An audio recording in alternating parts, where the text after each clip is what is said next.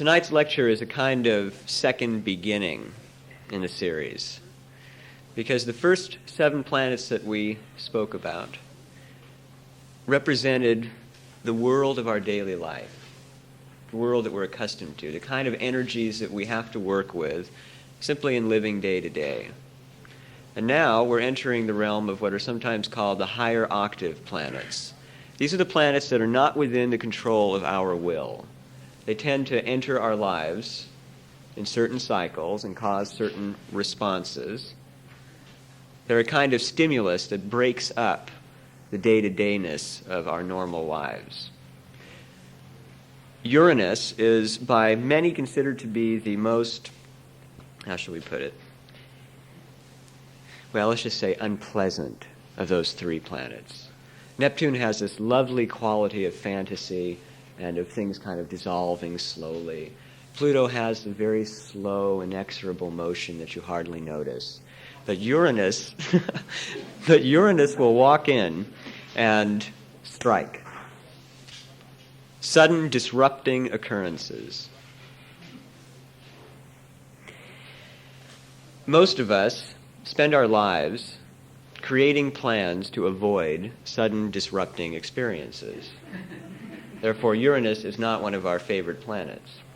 On the other hand, there are cultures that cultivate those kind of experiences, and if we were to assign a planet to the experience of Zen, we might assign Uranus to that moment of tremendous enlightenment, and it can occur with the slap of a roshi. Can't really explain why it happens, it just happens. What we're going to discuss tonight are some of the ways that Uranus affects our lives, some of the ways to deal with it, how to shift it from being a very unpleasant experience, an unpleasant energy in our lives, to something that's quite wonderful. Uranus is intended to break up structure. If we were going to define human beings in some terrible generalization, which we never should use, but we always do when we lecture, we might say that human beings are structuring animals. We have this terrific desire to make structures, to understand how structures work. We build up these terrific mental patterns, and we associate them with things in the world that we choose out from the great mass of things out in the world, and then we rest content for a moment feeling, now we understand reality. Actually, all we understand is a very pretty design we've made up here in our minds. And then along comes something in that reality that causes us quite a shock and reveals to us that the creation in our mind really doesn't have a terrific amount to do with what's out there in the world. Now, these mental creations that we have are very useful. Structure is absolutely necessary. We need it to survive. But the trick is to be able to use the structure and not be used by it. And with most of us, this is a terrific problem. We invest so much of our security in structure that when it comes time to let go of the structures we have created, we suffer terribly. And that's why these higher octave planets have a kind of dark patina to them, this feeling of something occult, alien, and unpleasant. In fact, they represent steps in our own enlightenment. Now, the kind of events that Uranus will bring on usually have something to do with very sudden realizations. Uranus can be a car accident that causes us suddenly to completely reinterpret our lives. Uranus can be someone who we trusted and felt really understood us, suddenly letting a bombshell loose on us about what they really think. And then again, Uranus can be a lovely experience of sudden perception. One simply sitting somewhere and having what might be called a vision, a very clear perception of the world, of the beauty of it. And that's really what Uranus is attempting to provoke. We come here to learn. And in order to learn, we have to begin to test our perceptions of the world and how we can use things in the world against the results that we expect. Now, most of us forget that life is an experiment. It's a kind of school. And instead, we replace an attitude of interest and curiosity with a kind of tenacious grasping. We're afraid that something terrible is going to happen to us. And we hold on to these things in our lives. And they have to be wrested away from us. Why does this happen? In general, when we come down here, we forget what we are. Some of us have beliefs about the soul or about reincarnation or about immortality. Some of us don't. Some of us feel that that's all nonsense. But down deep, with almost every one of us, there is a great big question mark. We just don't know. We don't know because most of us have not experienced. Until we've experienced, we cannot know. We can believe. And believing is not knowing. However, we often forget that. And we begin to believe that what we believe is reality. And the result is suffering. Let's think of some examples. In our culture, as has been mentioned before in other lectures, consumerism is a religion. We have this approach toward material objects that is close to idolatry. We feel somehow that the more we own and the better the quality of what we own, the better we are as people. We have a kind of feeling that, well, if we only had a lot of money, all our problems would be solved. Then we would have a contented, restful life. Now, there's an interesting mistake in that assumption. The first part of it is that we don't own anything. Never do. There is nothing that we can own that cannot be destroyed or stolen.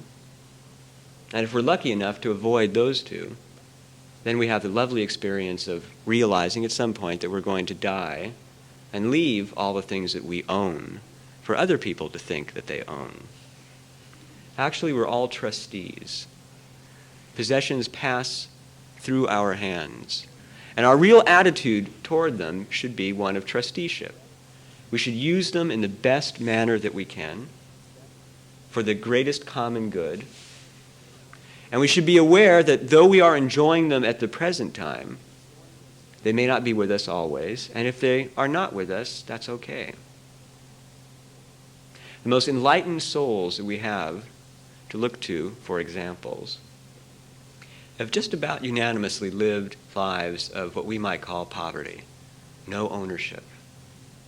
There are several reasons for that. One of them, which was mentioned last week, is a kind of selfish one, and that is that in general, not owning things is a pretty wonderful experience. Once you have the courage to approach it, you suddenly realize that all those worries and shadows and ulterior motives that accompany material objects are suddenly gone. And of course, it was a bit easier to have no material objects in Palestine or ancient India, a little bit easier than our culture has made it. But it was a beautiful way of life, to trust that whatever you needed would be given to you, that you would be able to find it, and then to live that in your life.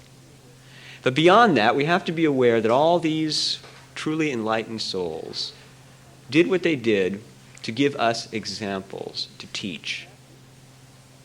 And in that sense, they addressed our most tremendous fears. One of our greatest fears is the fear of poverty. Most of us feel that if we lost our money or our possessions, we would be absolutely destroyed. There would be nothing left of us.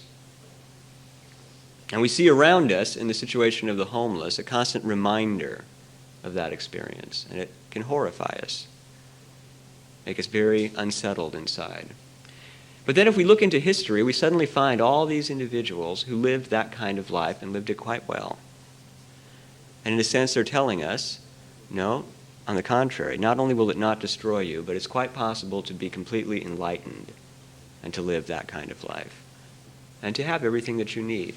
If your heart is pure, if you're doing everything you can do for others, then that poverty is not suffering. It's a blessing.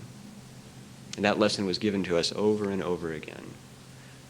We fear disease. One of the greatest pervading fears of our culture is cancer. We had Ramakrishna, a great Hindu sage who died of throat cancer.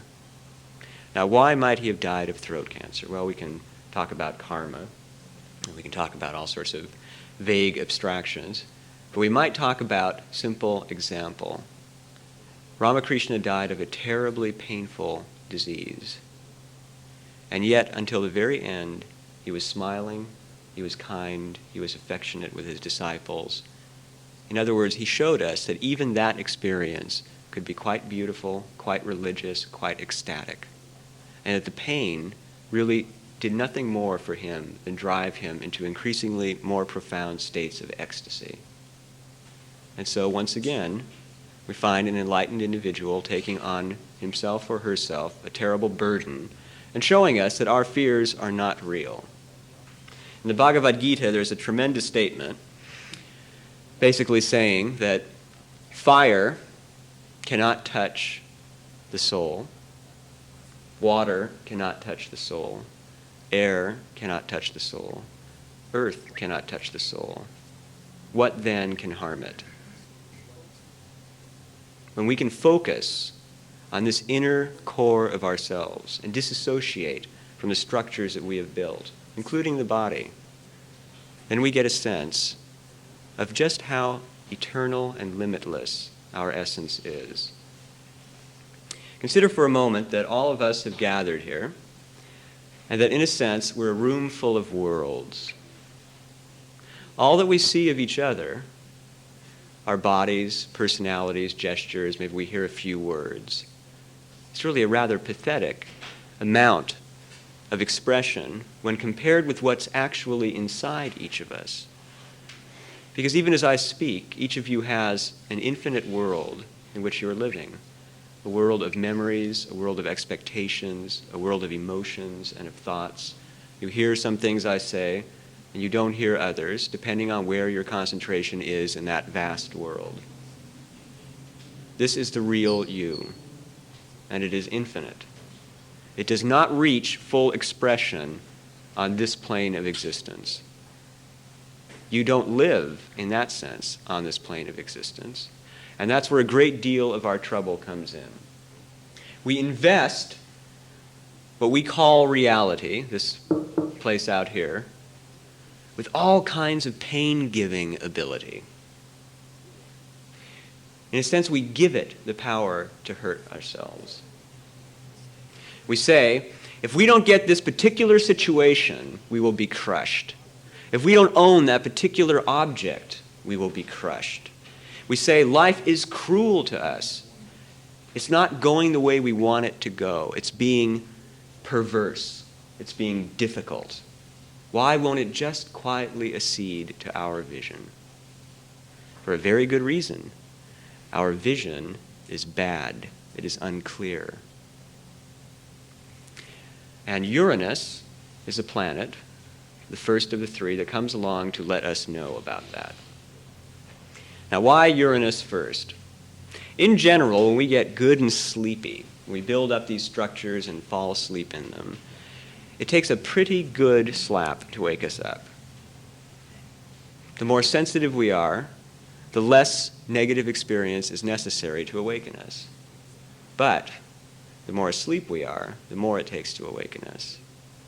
And it might even be said that those people who perish in really terrible circumstances are people who, at the moment of death, had to be given a blow of such great power that an effect would be impressed on the soul, kind of message. Eternity doesn't worry about the cycles of life and death. It simply keeps the energies flowing in a way that will eventually produce some form of enlightenment. Now, we have these structures, we have this vision of how the world should be, and we impress it on the world. In doing that, we make a very interesting logical error. We make ourselves gods. We say that we know how the world should be, or at the very least, we know how our lives should be. Rather than saying, you know, it's funny, I don't like what's happening in my life, but maybe it's my problem. Maybe I just don't see why it's happening. In other words, we have a choice. We can adjust the environment, or we can adjust ourselves. Now, it might be nice to start out by attempting to adjust the environment, but very often, especially with these really rigid structures that we build, we can't adjust the environment. It won't adjust. We try all sorts of different angles, and it just doesn't work. Then we have a choice. We can be absolutely miserable, berate our fate to the heavens, continually make ourselves miserable over the fact that the world will not adjust itself to our vision. Or we can say, maybe I should just change the way I see the world. Make the assumption that I am not so brilliant that I know better what should be, but rather make the assumption that what is what should be. What is realization? What is the experience of Zen? What is it that Uranus, with that lightning blast, suddenly lights up?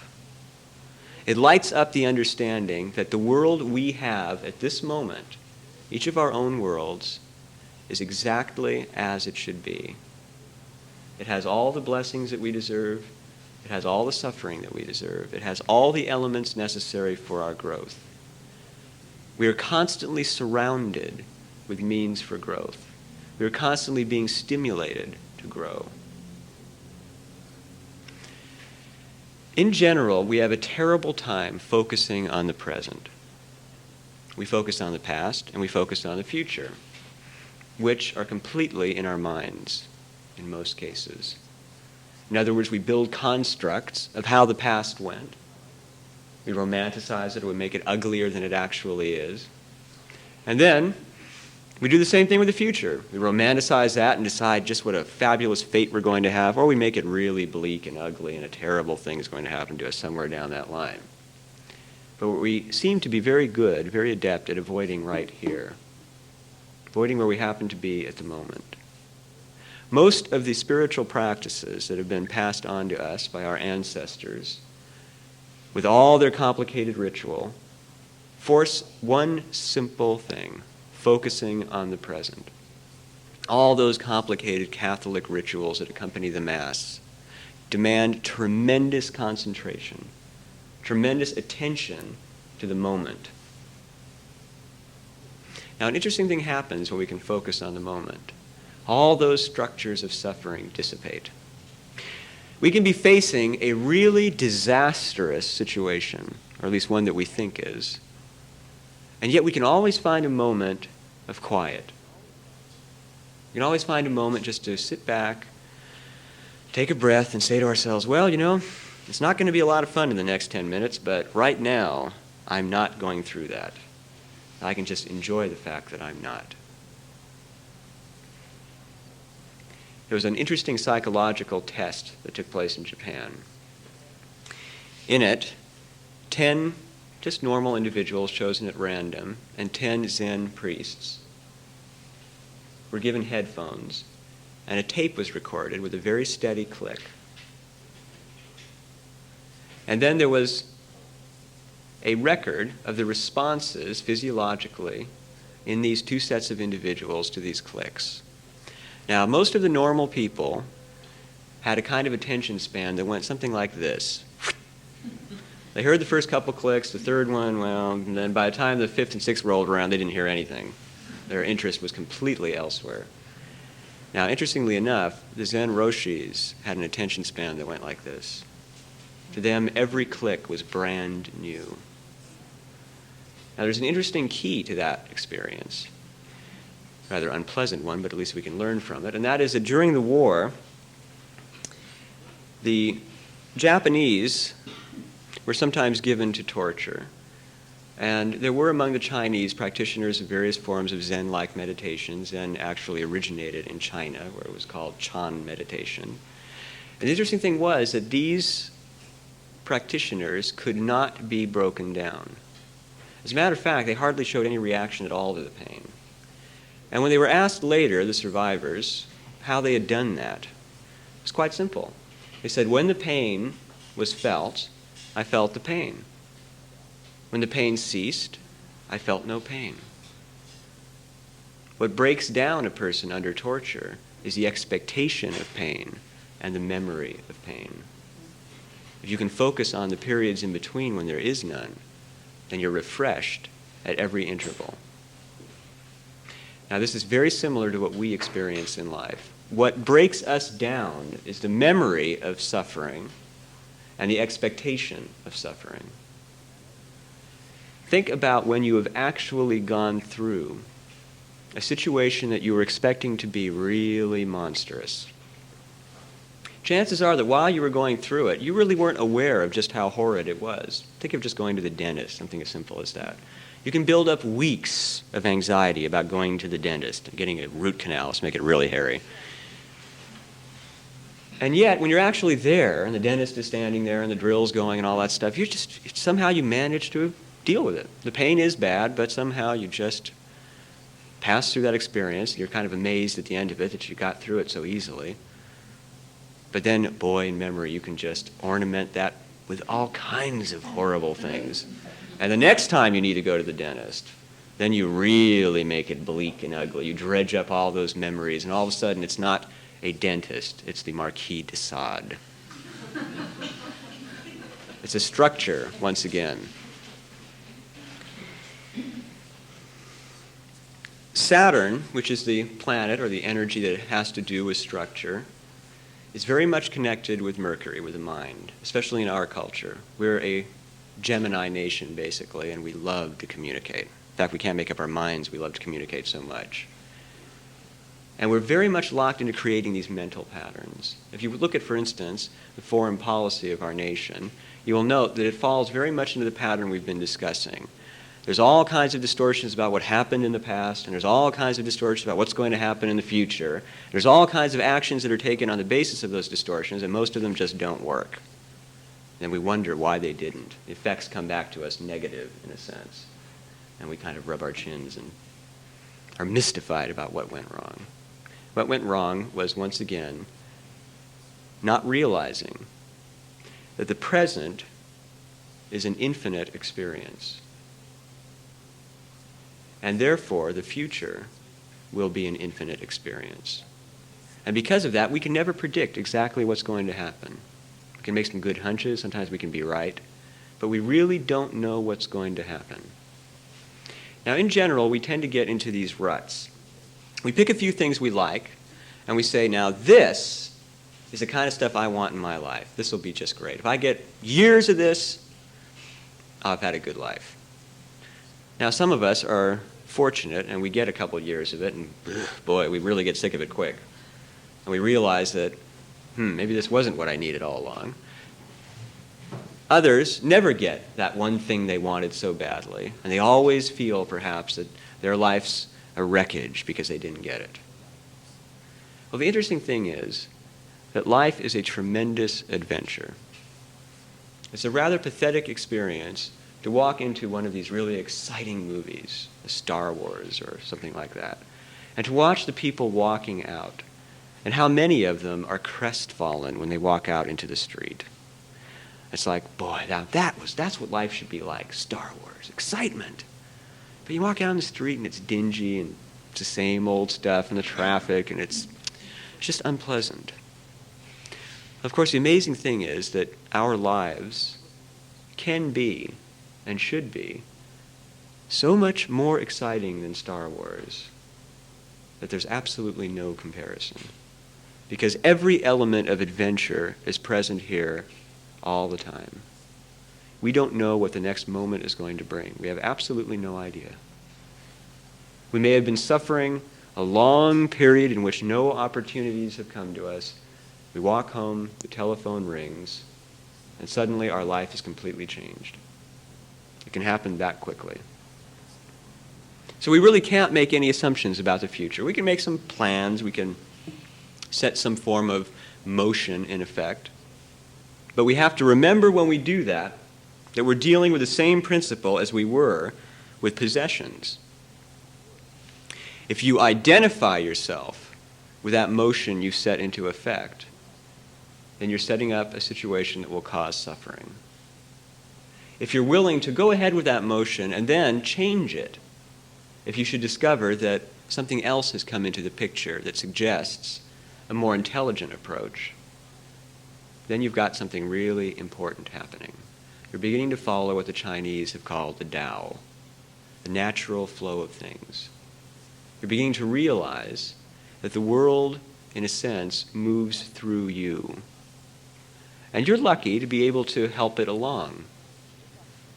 In a sense, then, you're a gardener. You can't make that plant grow. You didn't create the plant. And you really don't have much idea of what's going to happen to the plant. You don't know what kind of helps or hindrances are going to come along in the way. But you can get a good set of gardener tools, a good set of skills, and a lot of experience, and you can help that plant as much as you can. But if you over-fertilize it or over-water it, the plant will sicken. If you under-fertilize it, under-water it, the plant will sicken.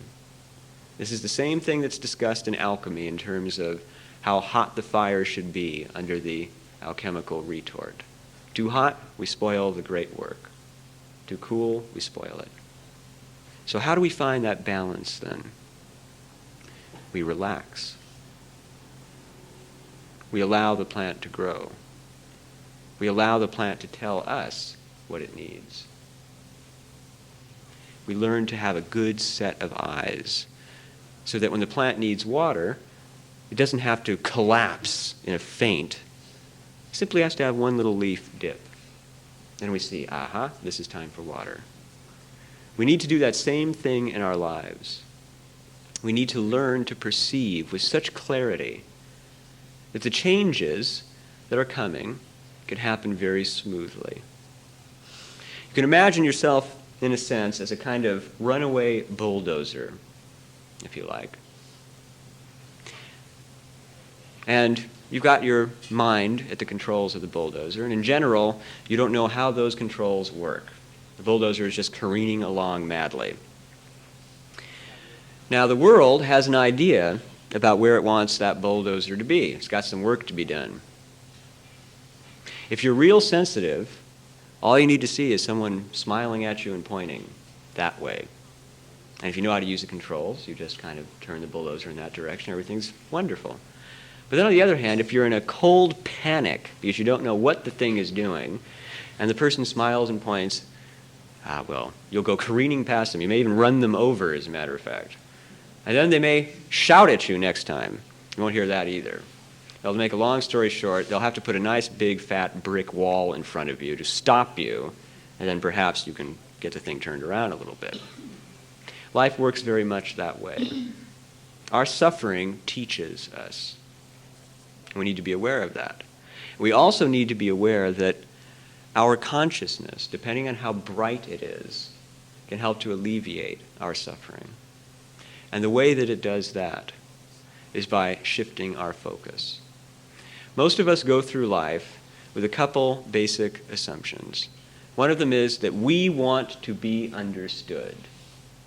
It can be a tremendous experience that I highly recommend to you to sit down with a friend or relative that you have known for a long time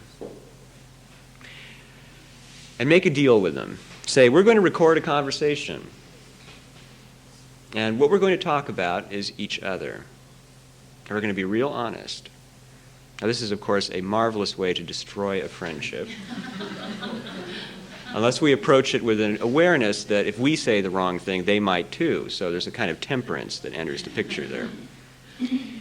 But if we have a friend who's willing to be that honest with us, or several of them, and we record that conversation, we can find some really marvelous things. We can see some faults that we never imagined we had, and we can also see some virtues we weren't aware of. But in doing this, we suddenly realize that we're not nearly as aware of ourselves as we thought, and also we're not nearly as aware of other people as we thought. That in a sense, life just goes on, and we are not paying attention to it. And once again, the reason we're not paying attention is we're so caught up in these structures and in the way they relate to the future and the past. We completely lose ourselves in them. And the tremendous richness of the present that's always crying out at us is lost. Now, one of the things you may discover in making such a tape is that you want desperately to be understood.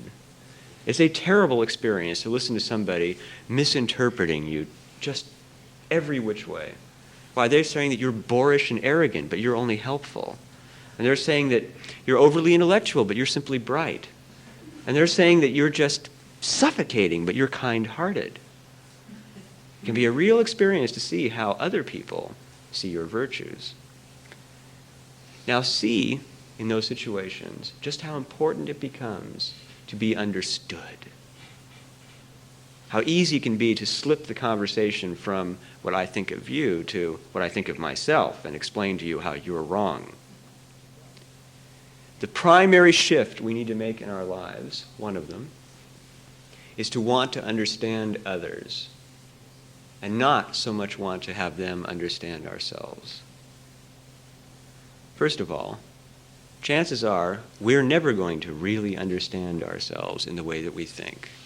Because most of us attempt to understand ourselves with our minds. And our minds are very handy tools not made to understand ourselves with. Not in the least. We come to understand ourselves through other perceptions, through the heart.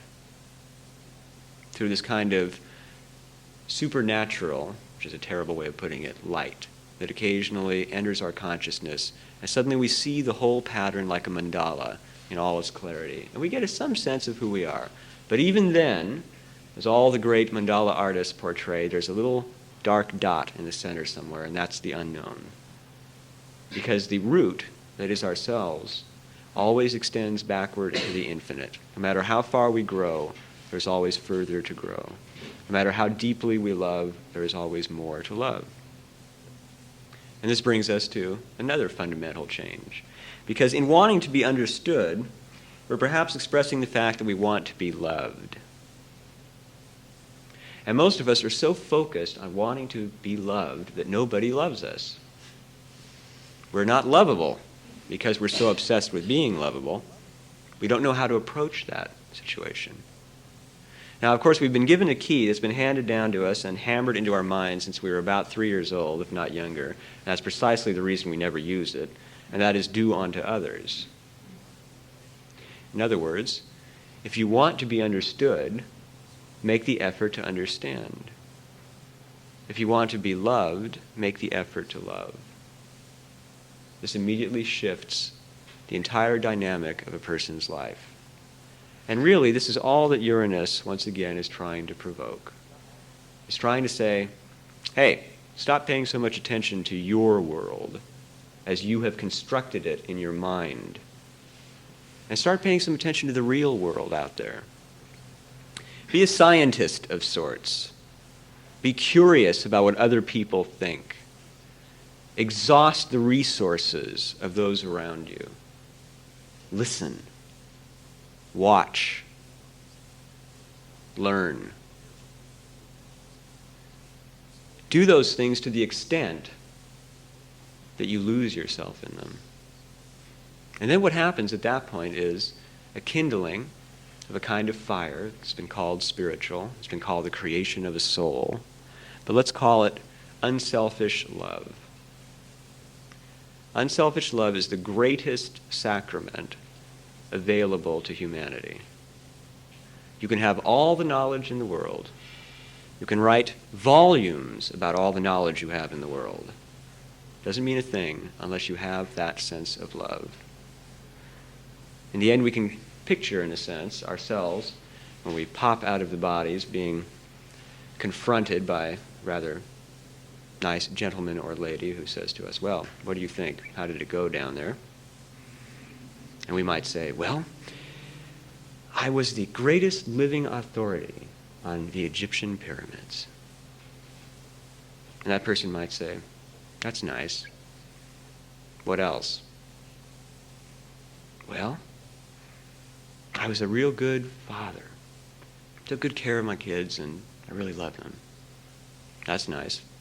What else? Well, that's about it. What was I supposed to do? Of course, we already know what we were supposed to do. We were supposed to help those who are suffering.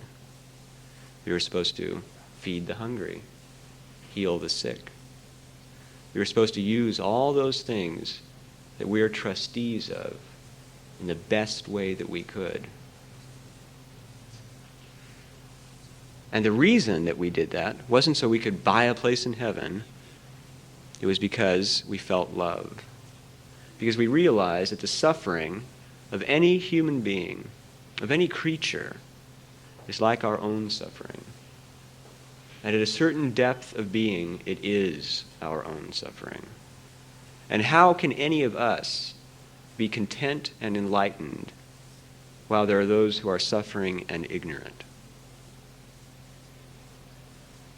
So Uranus can represent the decision of an Albert Schweitzer, who is a world-renowned musical scholar, a biblical scholar, with tremendous reputation, and then in late middle age decides, I just can't live this way. I have to go help those who are in pain in Africa. And who then goes off and gets himself a medical degree at about the age of 50, and goes to Africa and spends the rest of his life there, healing the sick and feeding the hungry. A Uranian decision. Very sudden, very shocking, breaking apart all the structures, and then setting up a whole new, deeper relation to life. The turmoil within ourselves is very much the turmoil in the world. We cannot look out into the world and specify political or social situations that horrify us, and then go out there with all our faults in full gear and expect to change anything. Because the world out there is composed of the combination of all that trickles out of all these huge worlds in here. And it is the action of unbalanced, unfocused inner worlds that creates a chaotic outer world. Now, this wisdom was understood for thousands of years. Confucius once said that if you wish to have a virtuous nation, you must have a virtuous province. And to have a virtuous province, you must have a virtuous neighborhood. And to have a virtuous neighborhood, you must have a virtuous family. And to have a virtuous family, you yourself must be virtuous. And what that means is you have no business going out and telling other people how to be virtuous. You must make yourself virtuous.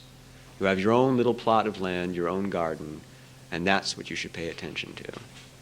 And then your example, Confucius said, will be enough to stimulate change in others. Your kindness, your love, your actions will teach. And you won't need to badger people into enlightenment. It'll happen naturally. It's a kind of physics. Your own vibration becomes so strong that it affects those around you. We see this all the time. We wake up in the morning, we've had maybe a bad dream, or we haven't slept long enough, or we've eaten the wrong things the night before. We wake up in a terrible mood. We've got to do the things that the day demands, and we go out there and we just bang our heads against the walls. And then all of a sudden, somebody does something really nice.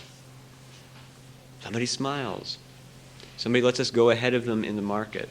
They let us slip into traffic even though, really, we made a mistake. They do something really pleasant. Or we see somebody do something kind for someone else and spark something. All of a sudden we feel a little bit better. We feel like, well, it's not that bad.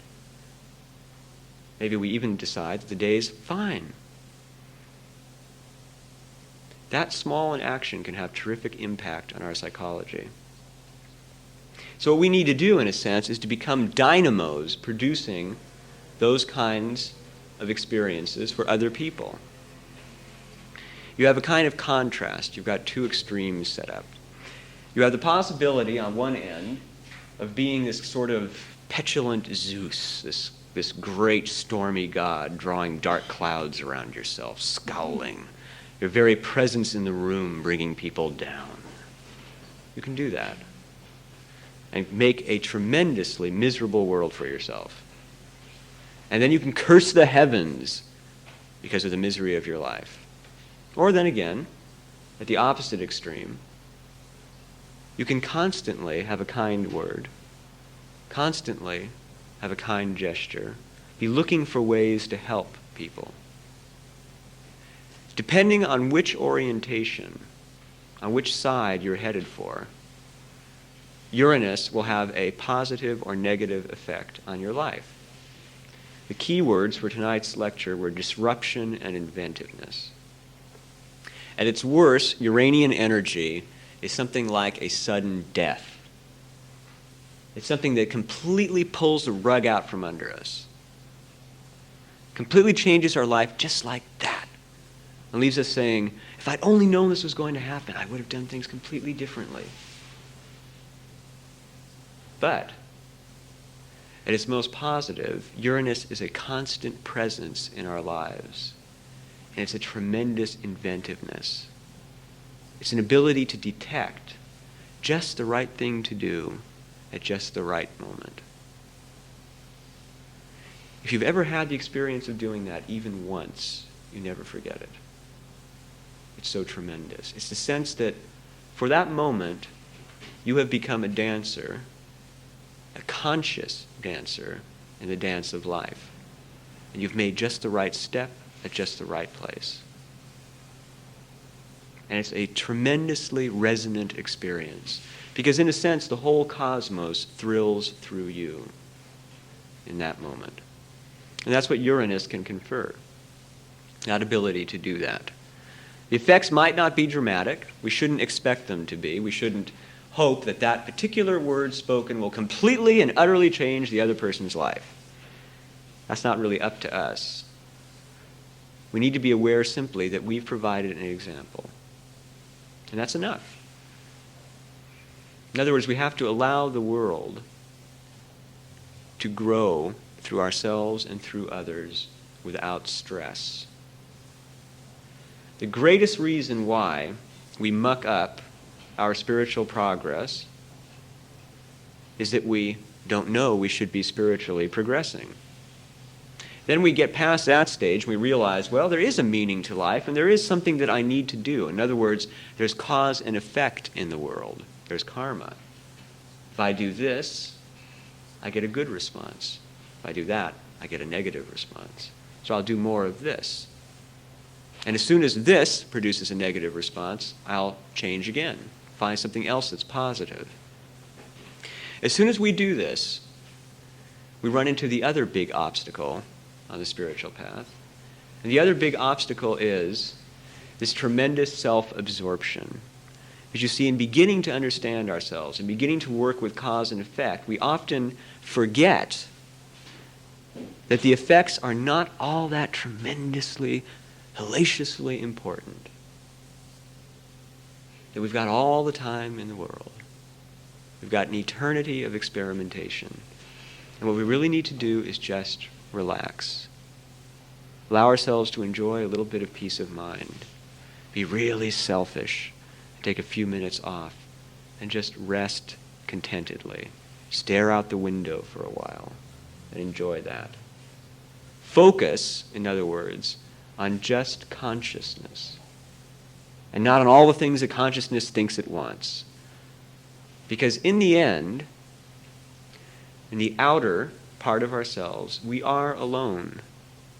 The object, the person, the situation that we desperately want, we can never completely meld with on an external level. It's when we go inside that we find the unity between all of us. It's when we go within that we find the common root, the place from which all of our lives spring. In a sense, the place from which the world springs. And we need to have tremendous serenity, relaxation, a kind of quiet optimism. In other words, we need to realize that the world is one of two things. It's either chaos, complete materialistic chaos, which a tiny bit of experimentation in your lives will prove is not true, or it is a place suffused with consciousness and wisdom. Because if we think about it logically, how can it be that part of the world is wise and conscious and the other part of it isn't? All the primitive cultures said one thing to us in their mythology and in their ritual.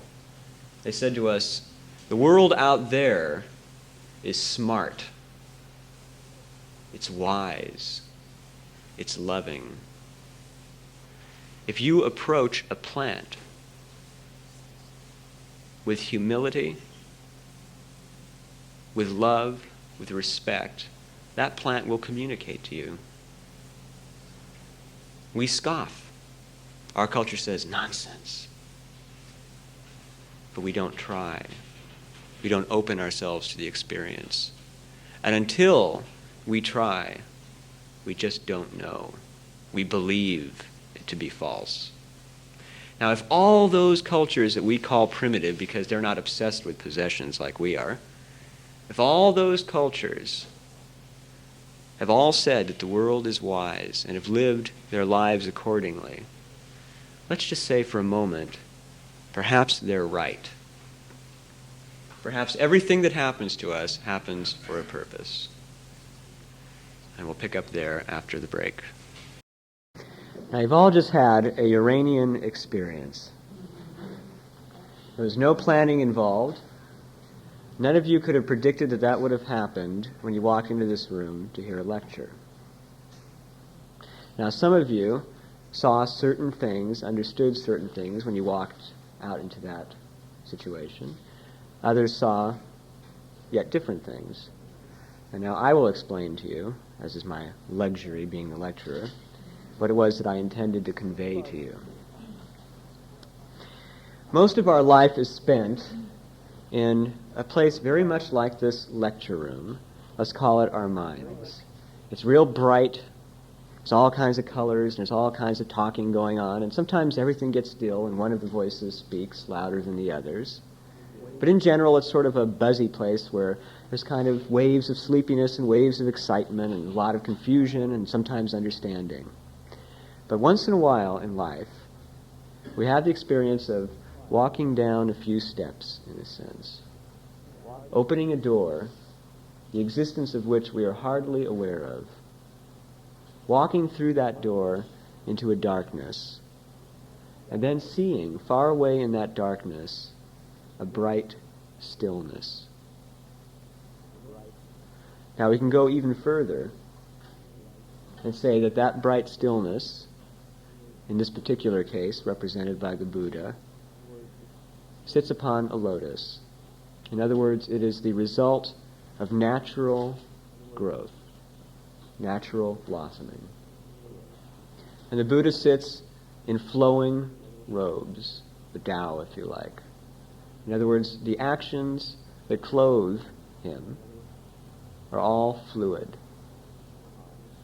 And finally, the Buddha is overarched by a great golden flame, or a great blossom, if you like, reminding us that it isn't the person, it's the great overshadowing spirit, the deity, the wisdom that reaches expression through the person. And sometimes we're fortunate enough to have an experience in our lives where we see that kind of scene deep inside ourselves.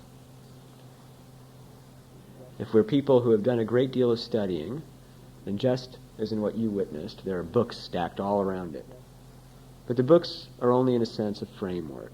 They lead our eye to that bright stillness. That kind of surprise is what Uranus is about, and that kind of surprise is what the change in all of our lives is about. And that kind of experience is what we're all here to have, and what we all will have.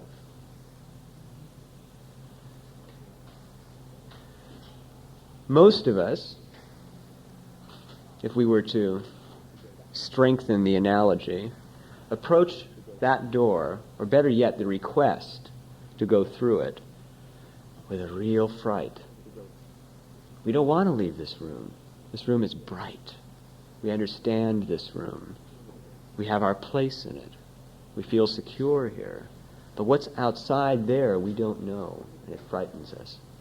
And that outside there is, in a sense, the future. And we project all kinds of fear, all kinds of expectation about what that future will be. But if we're very careful, we'll notice that we're never asked to do anything in our lives that we can't handle, that we can't survive. Because, once again, everything we're asked to do is intended to teach us. You certainly can't teach someone by killing them, except in very extreme cases, perhaps. If we can learn to approach that door with curiosity, maybe even with excitement, if we can learn to love change because of the way it stirs things up in our lives, then all that suffering that lodges in our mind, in our mental structures, dissipates. And suddenly life is very bright. And sometimes, if we're very fortunate, we have an awareness of that bright stillness that lingers with us all the days of our lives. So we can be sitting in this room, and yet in our hearts, there's that stillness, that darkness, and that point of golden light. And that's what we're all after. And the reason we're not aware of it all the time is because we're so fascinated with suffering. We're so fascinated with being ignorant. We're so fascinated with not knowing. And so all our attention goes on that. Goes on worrying and on being afraid. Now think of all the energy that's being drained when we focus that way. Think of all the consciousness that's being tied up in a knot, trying to find things to be afraid of. And imagine what happens when just for a moment you unleash all that energy and you let the world drop away and simply say to yourself, you know, I welcome the bad things that might happen because they're an opportunity for me. Because when they happen, I can meet them cheerfully. I can kind of rub my hands together and say, boy, this is a real good challenge. I can really prove that I'm not attached to these things by facing this one cheerfully. It's kind of like putting on your armor like a good knight and going out there happily. We have this image of St. George killing the dragon. It's a wonderful image. But most of us don't give a lot of thought to what state of mind St. George must be in when killing that dragon. Most of us think of it something like this ferocious, angry prowess. Well, I'd like to suggest to you that on the contrary, St. George, when he approaches that dragon, is wide open, completely spontaneous. Isn't thinking, oh, this nasty, dangerous beast here might kill me, but is simply watching that beast, is listening to it, is in a sense engaging in a dance with it. When the beast feints in this direction, St. George moves in the other. It's a very Taoist kind of motion. It's a motion that is aware of the divine. And that dragon is all that misery that we've been collecting for ourselves. See, some of us collect books, and some of us collect china, but almost all of us collect misery. We have this notebook that's invisible in our minds, and at command we can leaf through it and find a misery suitable for the occasion, and justify it with our index of miseries, and point back and say, aha, this is the same misery that I experienced before. It's just a little bit different, but see, it's the same chapter and everything. We need to drop our attention away from all that. Bring it inward into that stillness. And be excited about what's about to happen to us. Be excited about the tremendous adventure. Now, for example, as I've said before, we're very fortunate to have at our disposal people, books, and art from every major religious tradition, from every continent in the world, and almost from every age. If we want to, we can look at Egyptian art. If we want to, we can listen to a shaman speak to us about Huichol shamanism. If If we want to, we can listen to Christian ministers of a dozen faiths. We can read the scriptures of 100 different lands. So in a sense, we really have no excuse for all this confusion, because all those people are just crying out, saying, here, this is how I came to understand. And if we don't like to read, we can look at the art. If we don't like to read or look at the art, we can seek out people to listen to. And in fact, above all else, we can realize that the people that we need to listen to are around us all the time. We don't even need to seek them. The right words come to us at the right time. The person that we listen to may be very unglamorous, and may be somebody that we never thought of as wise and never expected to. But they just sort of say something, and if we really listen, we notice the answer is right there. But again, we have to be paying attention. We have to have this sense of, this is wonderful, this is a mystery. This is one great big Disneyland, only it's real good because the rides aren't the same every time. We have to keep our eyes wide open and look into the world, not for the things that might cause us suffering, but look for all the hundreds of things that might cause us joy, that might cause us happiness, and be alert to them. Now, there's a kind of funny book that shows what a person looks like when they have a certain planet conjunct their ascendant. And the drawing of the person with Uranus conjunct their ascendant is one of the most amusing. They have this kind of round, sunny face, and these big, bright eyes. And these eyes are always startled. It's like the world is just one great big startling thing. They remind us very much of children. But this is the Uranian energy at its best. It's this continuous elastic optimism. Because the really amazing thing is that, first of all, none of us are suffering any more than the others, because our suffering is beautifully tailored to who we are. We think, well, so-and-so had a life worse than my own, or on the other hand, if I only had a life like that person, well, I'd be happy. Each person has their own troubles. It may be that you have sometimes, while mulling over some private misery, thought to yourself, it's selfish of me to feel this way, because when you consider the fact that there are children starving in the world and that kind of suffering, my suffering is inconsequential. And in an objective sense, in a social sense, that is true. But how will you measure suffering? How will you lay a rod on it and decide which suffering is greater? Suffering is suffering. There are events in all of our lives that can cause us to suffer. But we punish ourselves. In other words, an event happens in the world, and that event is neutral. It just happens. And we decide whether it's going to be painful or not. We decide whether we will convert it to something negative that will haunt us, or something positive that will inspire us. Now, almost every one of us goes through the experience of a day, maybe a week, maybe a couple of days that go real well. And we're not real sure why, they just go real well. And then a day or a couple of days or a week that just goes bad. And we're not real sure why it goes bad.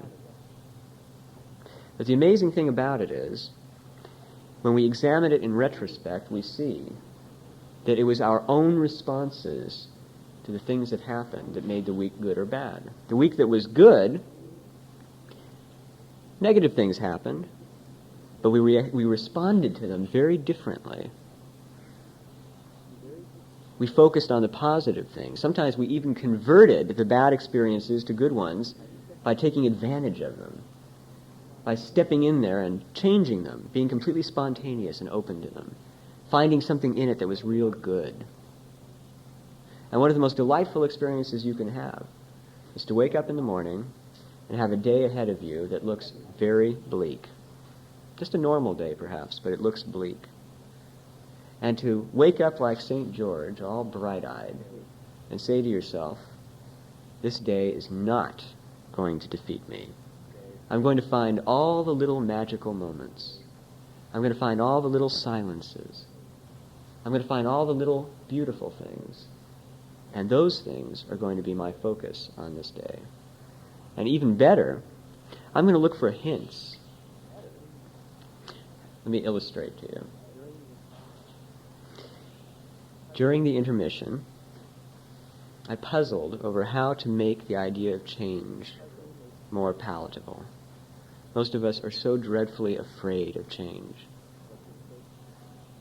And then, seeing the line, I got a crazy idea about maybe everybody getting up and going through there and having that experience. And, as normally happens in life, reason stepped in and said, oh, well, that's awfully unconventional.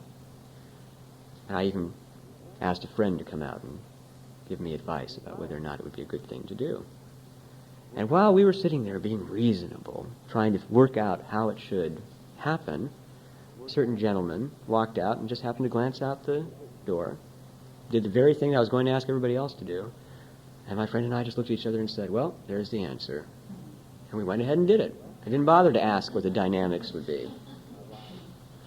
That's what we need to look for in our lives all the time. We get ideas, we defeat them with our reason. Instead, we just need to focus. We need to watch. The hints are always there. You see, the world teaches us in a very gentle fashion. In general, we have to be pretty dense to get a real hard blow. You have to learn that way. In general, there's all kinds of hints coming at us all the time about what we should do. We walk into a place and there's a book, and the book attracts our eye. Well, we should open that book, let our eyes play across it. We may find something, we may not, and perhaps not finding it is the very experience that we needed. In other words, we need not to judge our world, not to constantly be making judgments about what's good and what's bad, what should be and what shouldn't be. We need to be open. We need to cultivate stillness. And we need to cultivate that sense of unselfish love. Because one of the most wonderful things that happened during that experience, and the one that I've been saving, is that groups of people who didn't know each other went out and stood in a pitch black room, basically, a little bit of light in there, right next to each other, and on the whole were quite comfortable and had a tremendous sense of sharing an experience. And the result of that is that when I first addressed this lecture, I was addressing a whole group of individuals, and now I'm addressing a group that on the whole is unified. I would be willing to say that you would be quite comfortable with speaking with almost anyone in this room now, most of you. You would feel as though you knew them in some way, because you would share that experience. Well, we all share the experience of life. We all share the pain, and we all share the happiness. And we should all feel a sense of unity with each other, a sense of belonging, a sense of openness. Very likely, we have all the wisdom and experience that any of us need to set our lives on a brilliant track in this room right now. And every person here, no matter how introverted they might feel, and no matter how much they might feel that they don't have anything to offer, would have something to offer, an insight, an experience, something. All the wisdom that's necessary is here. And in general, we don't hear it for the simple reason that we're frightened of each other. Now, you may have been lucky enough to know somebody in your lives who was one of these delightful Uranian personalities.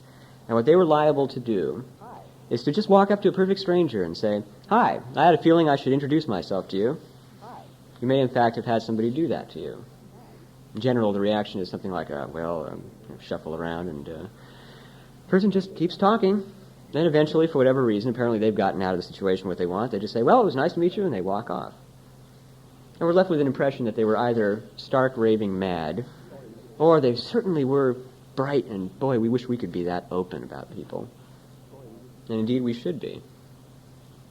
We focus on certain issues that are popular to focus on in our culture. We focus on money and possessions, the lack thereof, or worries because we have too much of them. We focus on relationships, not having them, not having the right one, having the right one, but it's not going the way we want it to. We focus on isolation and not being understood. No one really cares. These are our popular problems in general. And of course, there's the great big one that kind of wraps all those together, which is my life as I want it to be and my life as it is. And we spend all kinds of time lavishing attention on those situations which we have ourselves created. Because quite simply, once again, we have around us all the time all sorts of people. And we wouldn't be so concerned about the bad relationship, or the lack thereof, or about the money, or about the job, if we were talking to the people that we meet, if we constantly had interesting, exciting meetings with people, talk to them from the heart, really shared experience. If we were open, in other words, to all those little collisions that happen in life.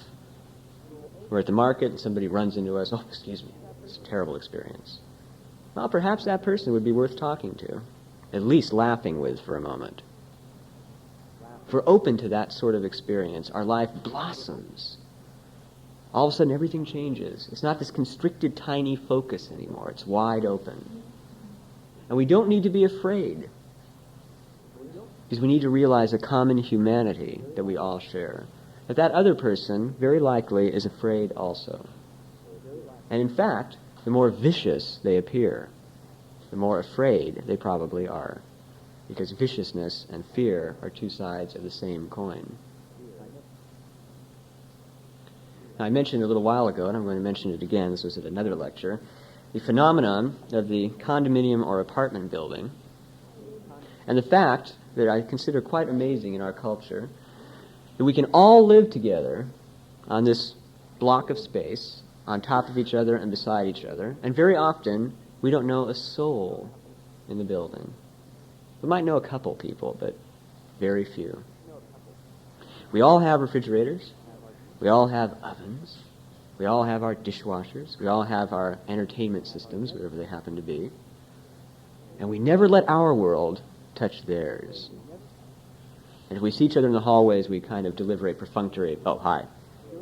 Or maybe if we're really kind, how are you doing this week? And we really don't care what the answer is, but at least it's nice to try. We need to realize that we're wasting tremendous potential.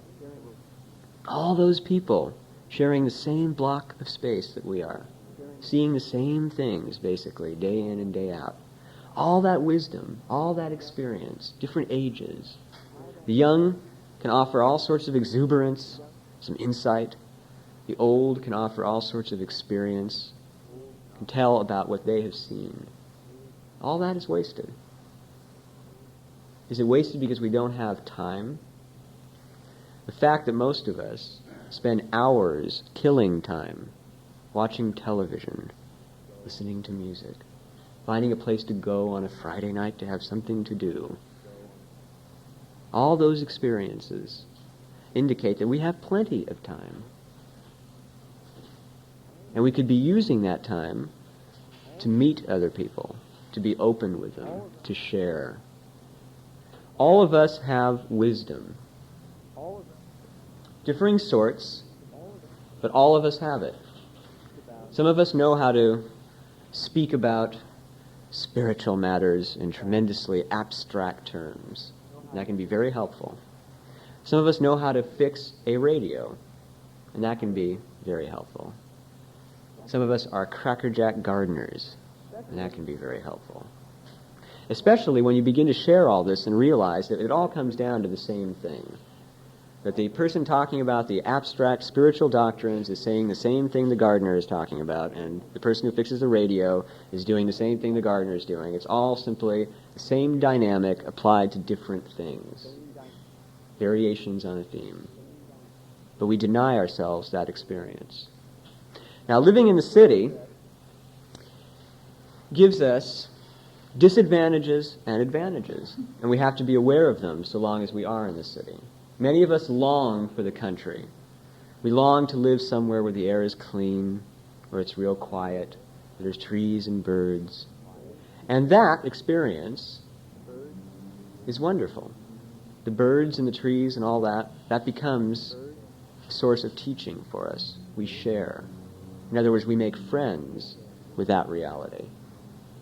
But if we're living in the city and we don't have that kind of reality, we have our potted plants and they help, but it's awfully hard when they're 3 stories up, kind of separated from the earth. And we have our little green splotches of grass we sometimes see when we're driving. That helps a little bit too, but all those big concrete buildings around them, that's kind of ruins it. But what we do have are all these people. And better yet, they're all just about as neurotic as we are. And they all want to talk and understand each other just as much as we want to understand. They all want to have some form of communication. What we need to do then is to focus on the positive stimuli around us.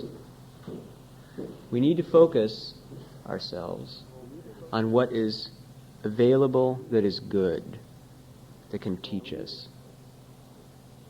And we need to take our attention away from what is no longer teaching us, from what is simply weight, simply distraction, simply a way of spending energy we can't put anywhere else. Why can't we put it anywhere else? Lack of inventiveness. We haven't made friends with Uranus. There's a very easy way to tell whether or not we have made friends with Uranus. And that is, are we afraid of change?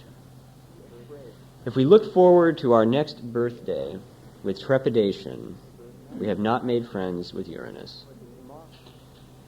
If we look forward to tomorrow with panic, we have not made friends with Uranus.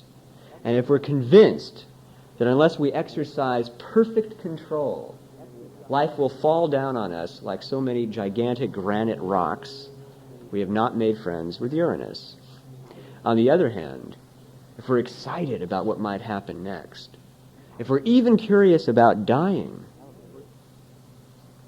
boy, that'll be a great experience, won't it? We're all going to be there. Well, I'll see what it is. We'll finally know. Do you really wake up or don't you? That's a promise. Well, we'll have that experience, and we can be excited about it. There's no reason to be afraid of it. I mean, everybody's been doing it since the beginning of time. There must be something good about it. We need to focus, then, on all that adventure waiting for us out there. And then what happens is we begin to realize that that bright stillness in that darkness inside ourselves isn't a little piece of something that just sort of sits there.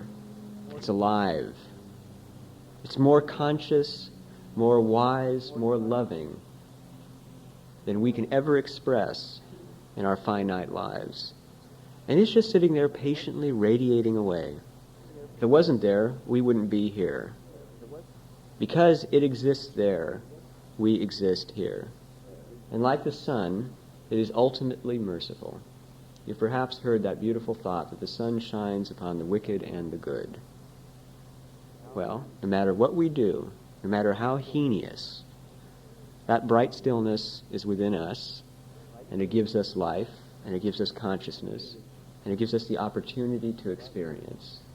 And that is the most loving, patient, gentle kind of presence we can ever hope to find. And that presence is within every one of us and within every aspect of the world. It's continuous, constant, always present, just waiting to be recognized. Just as you can sometimes walk down the same street 100 times and never see that particular color of that particular flower, and how really beautiful that color is. Now, why is it that when you notice that flower, you suddenly get a sense of elation? When you really see it, it speaks to your heart.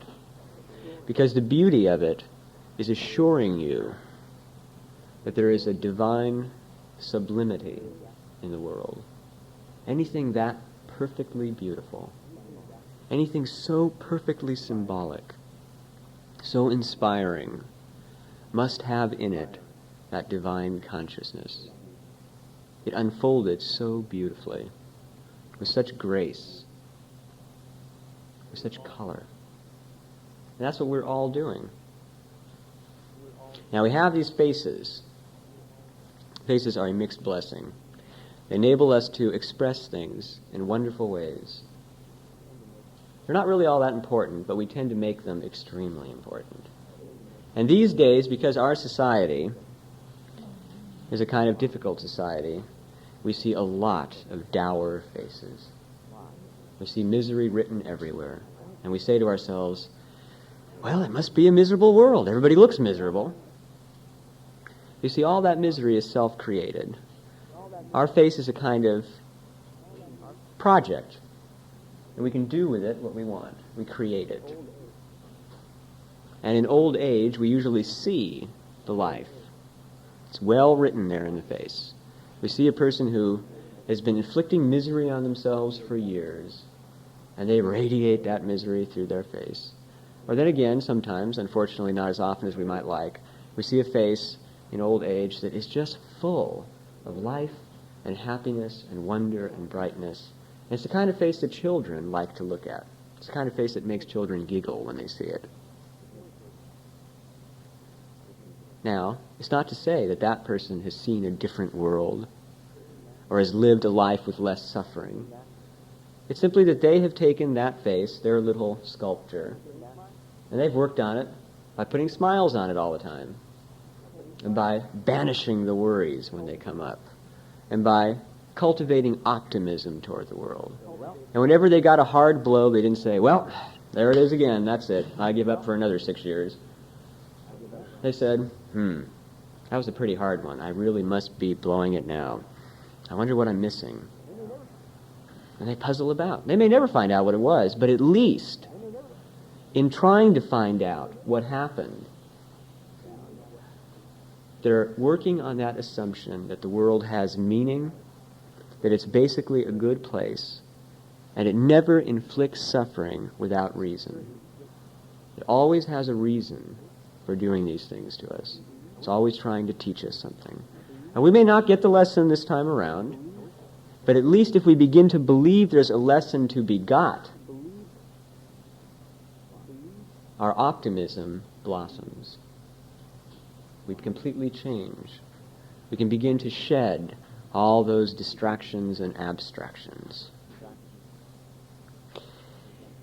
I spoke earlier about this kind of book we have in our minds of misery. Happily, we have another book too, a book that, unfortunately, with many lives is dust-covered and seldom consulted, and that is the book of all the nice things that have happened to us. The nice things we've done, the nice things people have done for us, the nice people we've known. And it can be very useful every time we pick up that book of misery to make it a habit to pick up the book of happiness. So we can spend a little time enjoying ourselves looking through those misery pages.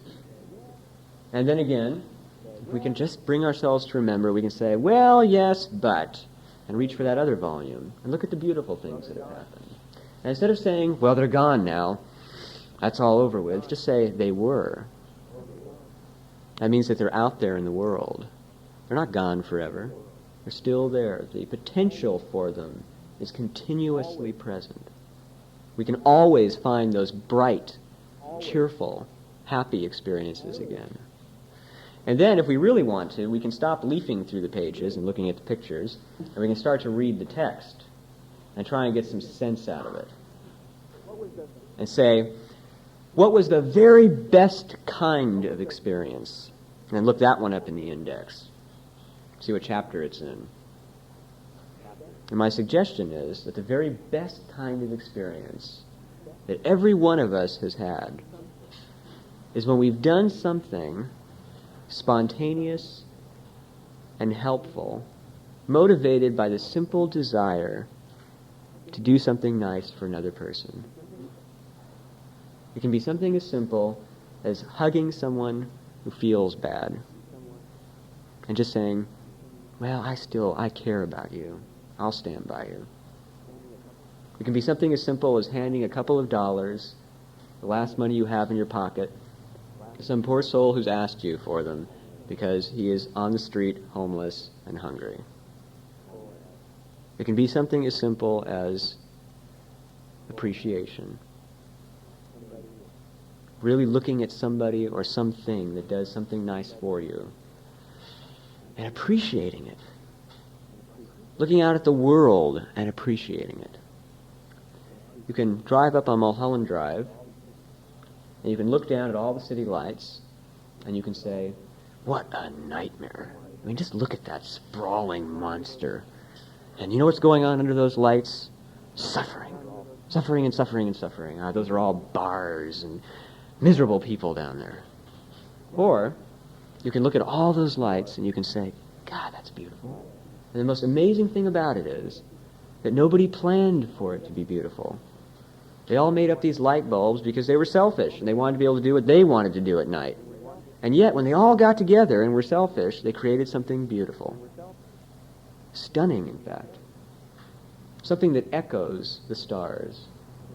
And we can even get a chuckle out of it by thinking to ourselves that someday some archaeologist, when we no longer use electricity, might be going through the archives of a library long since gone, and may find a photograph of the city lights and say, oh, what marvelously enlightened people these primitive Americans were. I mean, look, they built this huge temple that was a reflection of the stars in the heavens, as if they were saying, thank you.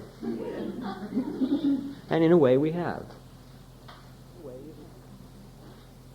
So you see, we can stand up there on Mulholland and get ourselves worked up into a great depression.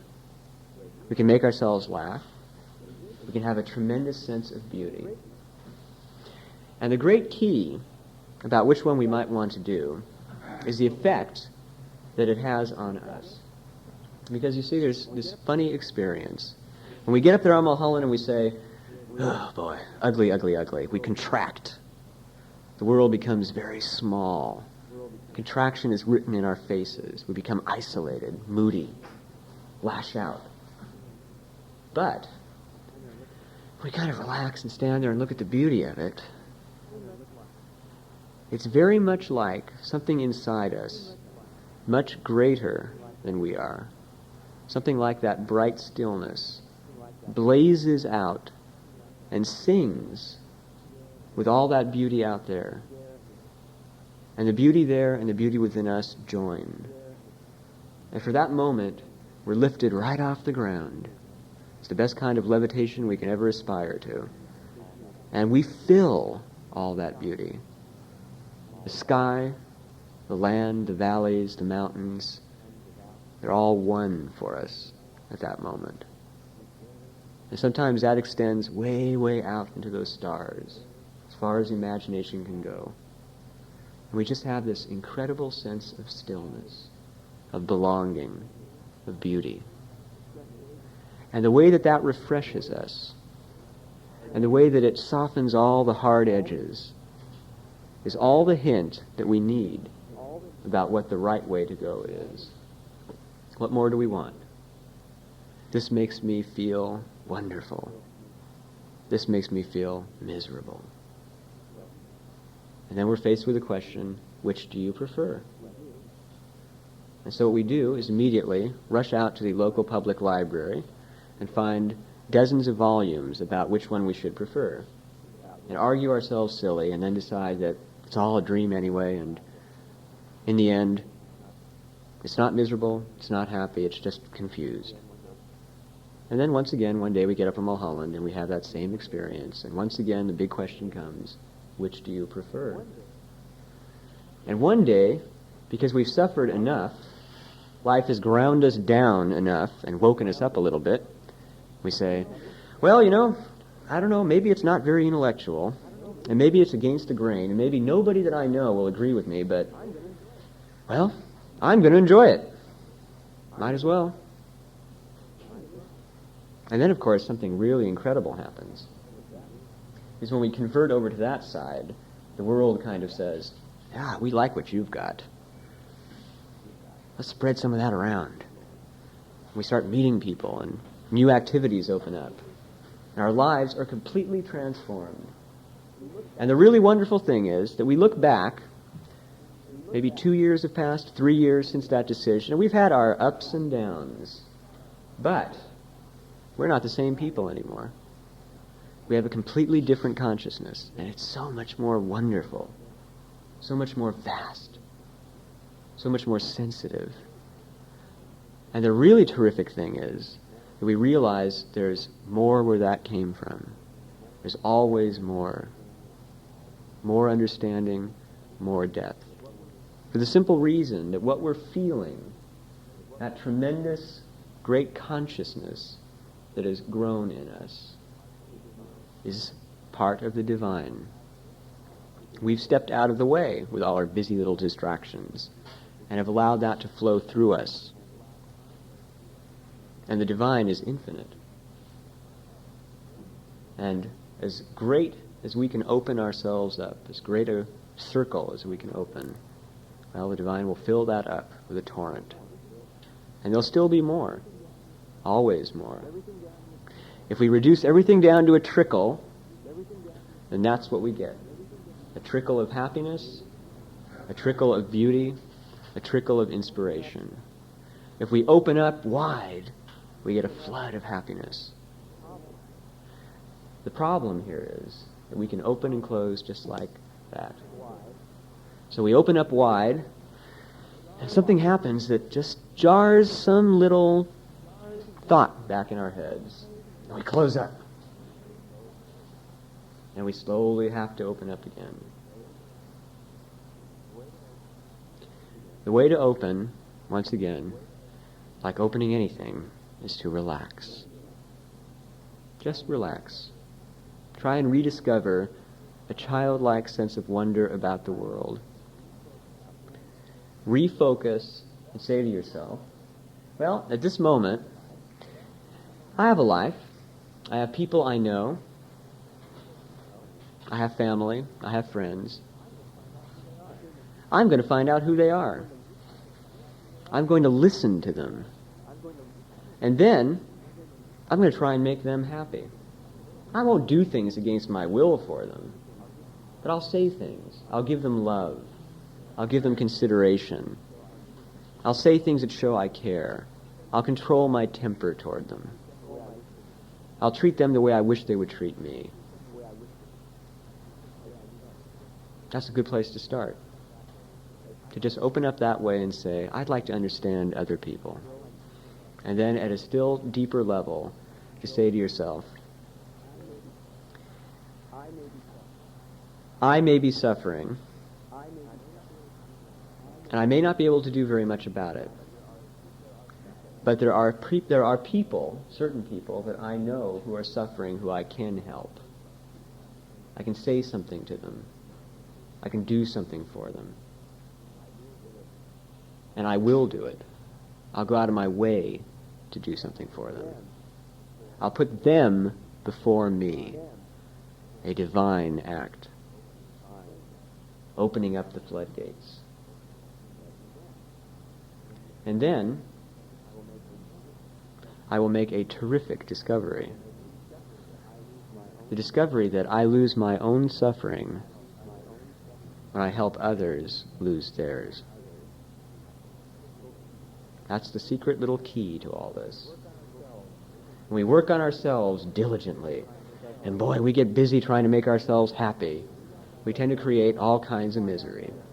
When we walk out there and we try to help others, our misery dissipates. And there is the key to the kind of faces that you see associated with these great souls that have been alive, of whom we still have some sorts of depictions. Gandhi, what a strange little face, but what a wonderful face. Full of this kind of curious humor. Or Sri Ramakrishna, who, if you look at the right picture, looks a little bit tilted to one side, but who looks just really happy about being here and seeing all this, and in fact seems to be looking at the photographer with a tremendous amount of amusement. As if, boy, you take a picture of this thing? This is just a body. These are people who have discovered that serving others brings joy. And the more you serve others, the more joy is opened in your life. You don't have to sell everything you own and run off to Ethiopia. You can just say nice things. Help the people who are given to you to help. Your friends, your family.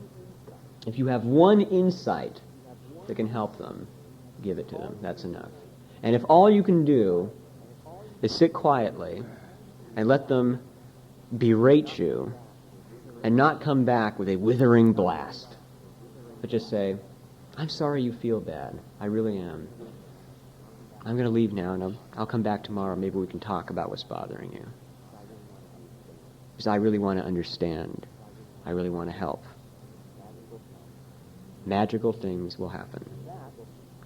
And that is how we make friends with Uranus, and how we begin to feel that change is a wonderful, exciting thing, and not full of fear.